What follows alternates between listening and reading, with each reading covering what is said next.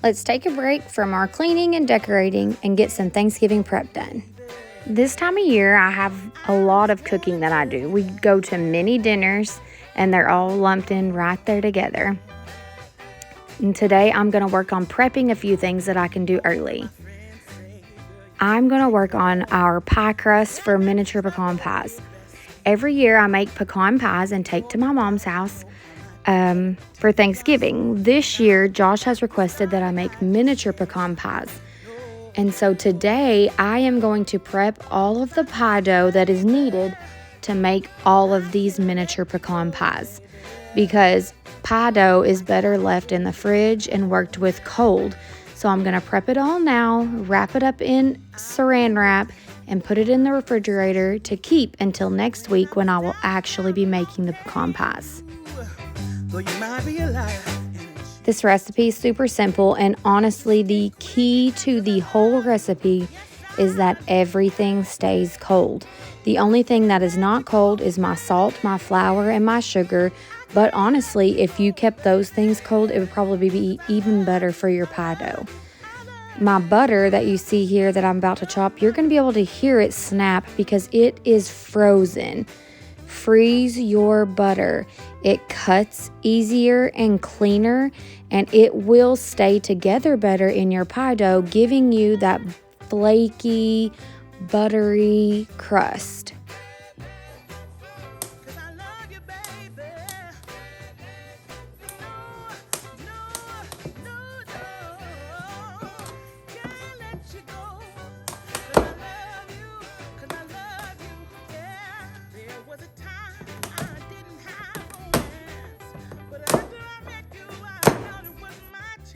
Did you hear it crack?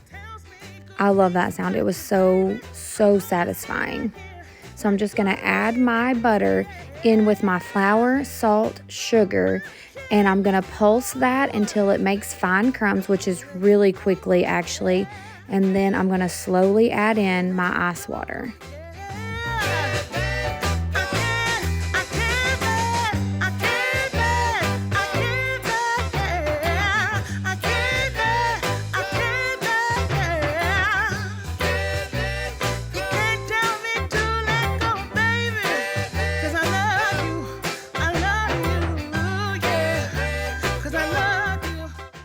I'm going to slowly drizzle in my ice water here, and you can see it.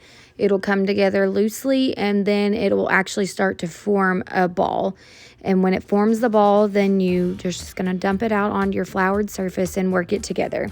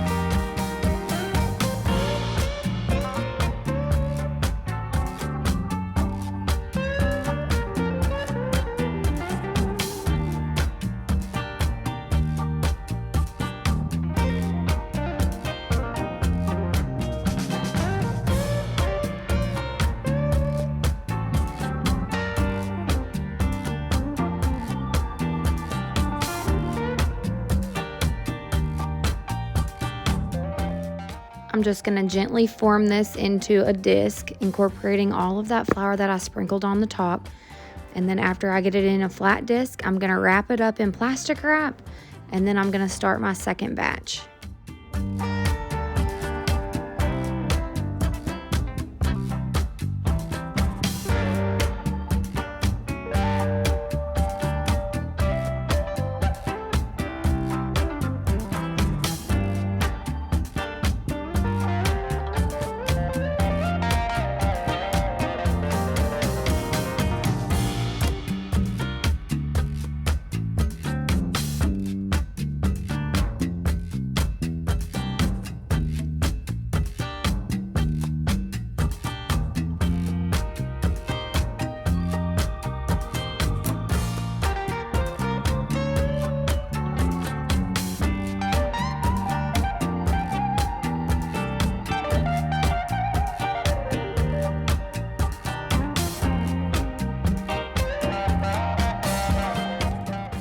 I'm just going to repeat this process until I have 4 batches altogether. I already did one that I didn't film, so this one was actually my second one, and the one that I'm making right now is my third. So I'm going to do it this time and one more time, and that'll give me 4 pie doughs that I can have in the refrigerator ready to go for Thanksgiving week. You could, of course, double this recipe and make it less times. I, however, do not like to double the recipe because pie dough can be extremely finicky.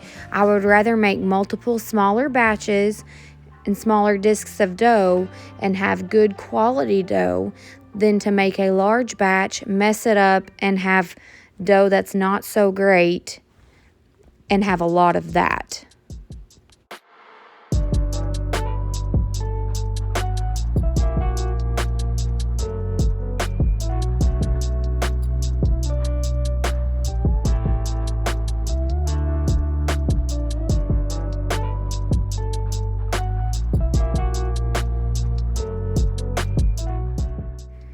This is a busy time of year for me in the home, but also in my job outside of the home.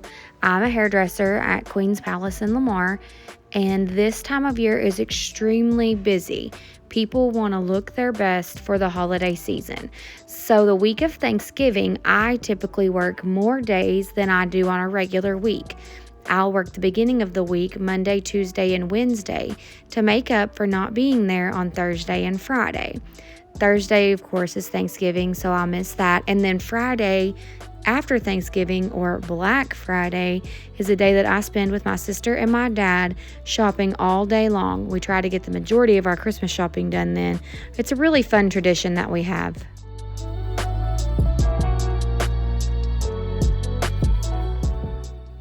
Okay, you guys get the gist, so I'm going to speed this up.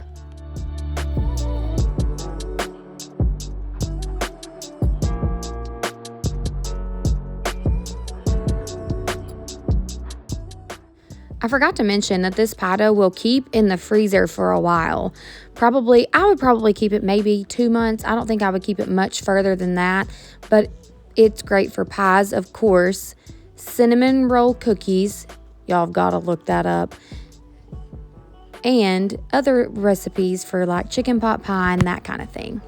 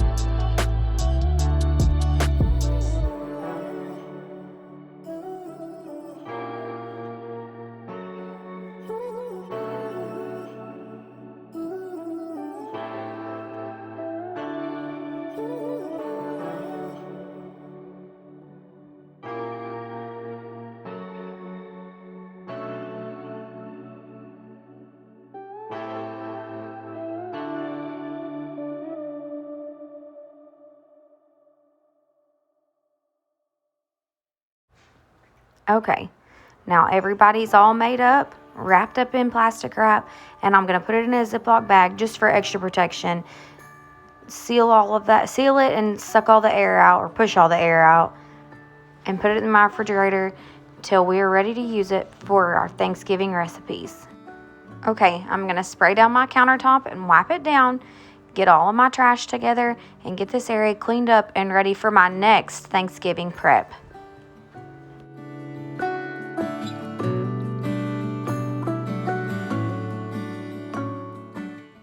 first Thanksgiving dinner that we have coming up is this weekend. I am going to prep making homemade yeast rolls for that dinner. You keep seeing me looking on the other side of my stand mixer over there. That is my recipe. One of the things I do to help myself when I'm getting ready to make a recipe is write it down on a piece of paper, summarized, so that I can read it and understand it quickly, and so that I can keep a list that's running and going with my ingredients on it. I'm going to be making yeast rolls. We're going to make them, allow them their first rise, and then form them into balls and freeze them until we're ready to use them this weekend.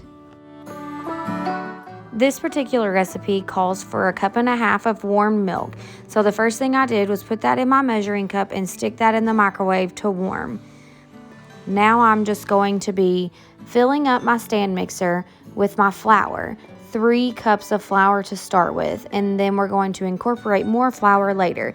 But first things first is the 3 cups of flour and the milk. I'm going to take the milk out, stir it with a fork, and then put it back. It is just to be warmed. You should be able to put your finger down in the milk and not be burned. If your finger is burning when you put it in the milk, then it is too hot. If you get it too hot, it will kill your yeast. You do not want it to kill your yeast. If it kills your yeast, you will not have a rise.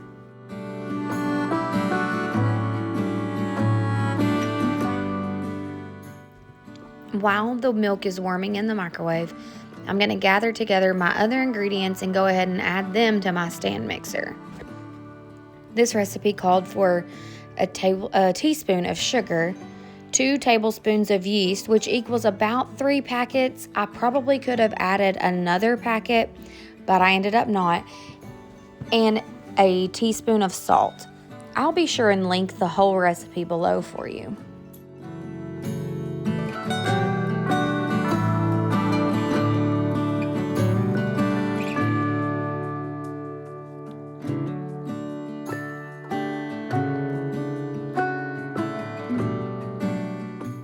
It also calls for 5 tablespoons of unsalted, softened butter. My microwave actually has a softening setting, so I just took a stick of butter right out of the refrigerator, counted out 5 tablespoons, unwrapped it, put it in the same measuring cup that I used for the milk, and stuck it in the microwave to soften for a couple seconds.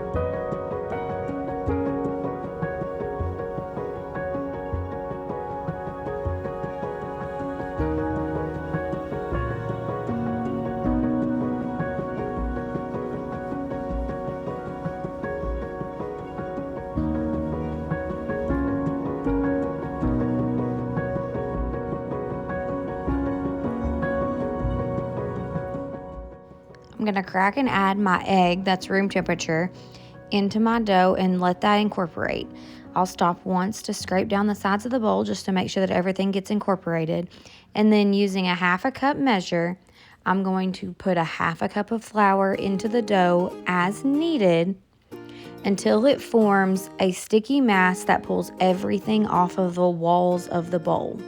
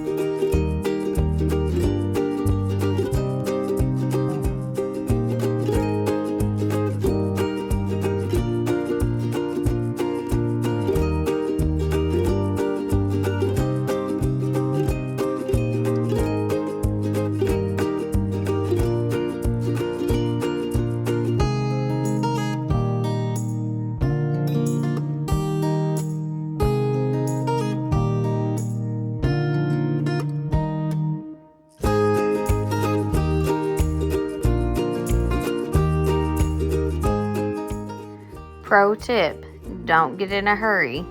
Don't kick your stand mixer up too high too quick. You're about to see why.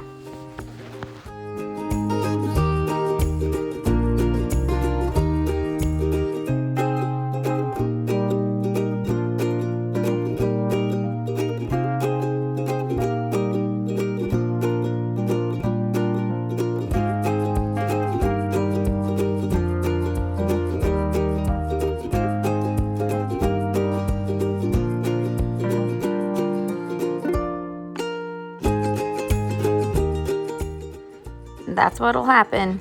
All of your ingredients will poof, fly out of that bowl.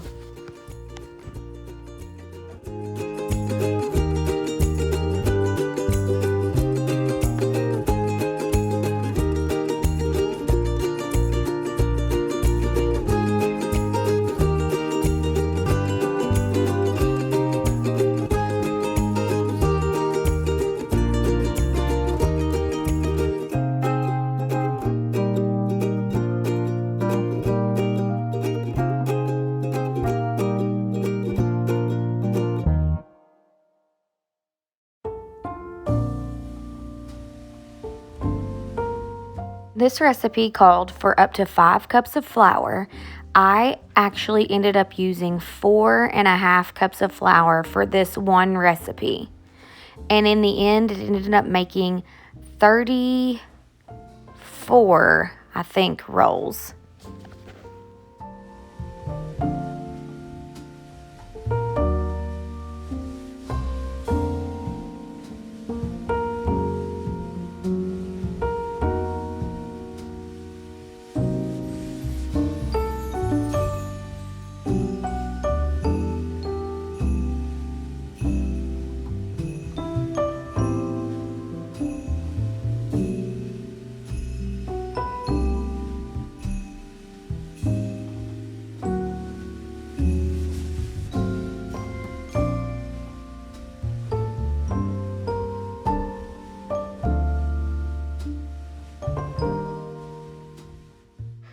Now I just got a medium-sized bowl, and I'm going to add just a tiny bit of oil, vegetable oil, in the bowl and smear it around, and then I'm going to transfer my dough from my stand mixer to that bowl and cover it with plastic wrap and place it on top of my stove, which is the warmest place in my house, for about 30 minutes or until it's doubled in size.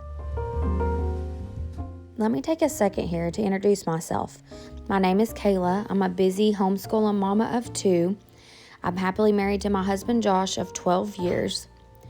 On my channel, you'll find tips and tricks and motivation and inspiration for cleaning, decorating, and homemaking on a budget, as well as busy mom things.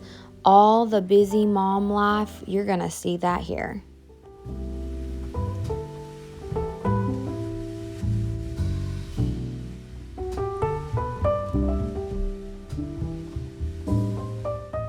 You can see that this dough is really a very sticky dough. Don't worry about that. I promise this is what it is supposed to feel like. Everyone always thinks that the dough should come out in this perfect little smooth ball. That is not true. A lot of doughs that look like that end up having more flour than they actually need, and that makes a denser dough. These are going to be fluffy, buttery dinner rolls. I'm just going to give it a quick knead in the oil just to add a little extra moisture. And then I'm going to cover it with saran wrap and set it over on my stove and do a quick little cleanup to get my kitchen ready for the next step.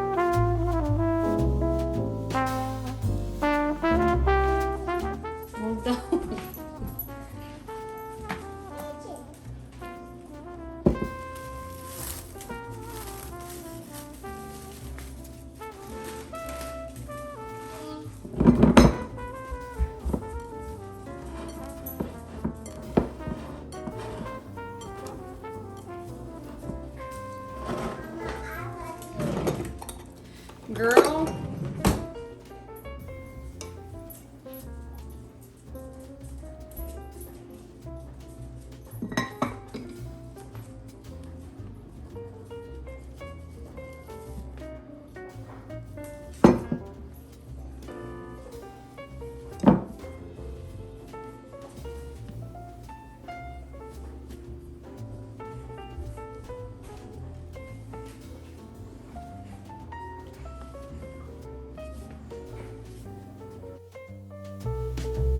This is pretty self-explanatory. I'm just going to knead the dough.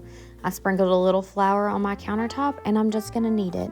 And then after I knead it, I'm going to pinch up little pieces of the dough and roll them into balls. Actually, the first few that I did ended up being too big and I had to go back later and cut them down and re-roll them after I put them on the pan because I realized that they were way too big. If you've never made bread with your hands, I encourage you to find a recipe. Try the recipe that I'm going to leave in the description box. It's super simple. And make bread with your hands. There's something about making it with your hands that just makes it so much better. So you're going to use your thumb and your pointer finger and you're just going to pinch the dough, and the dough that is above your fingers, above on the top of your fingers, that is what your roll will actually be. Now these first few that I'm making, like I said, they ended up being way too big and I caught my mistake and ended up squeezing them in half later on and making smaller balls.